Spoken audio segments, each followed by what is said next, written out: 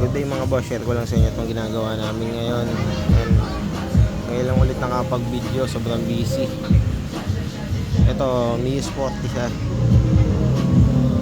Ngayon, ang problema ni sir, dalawa na yung dala niya dito ang carburetor ay hindi may tono.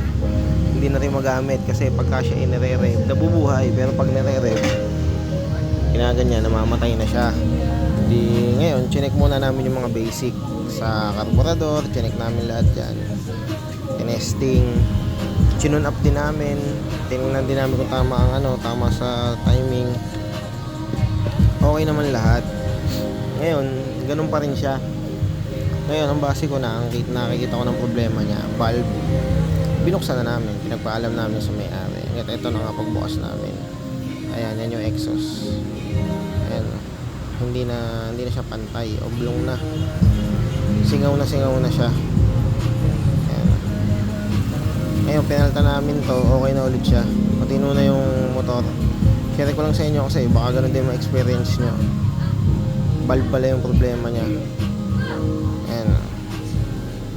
Nangyayari sa kanya, wala siyang minor. Pag pinul rev, nabubuhay. Pag pinul rev, namamatay. Ayun. Na-share ko lang sa inyo, boss. Maraming salamat sa pag-subscribe.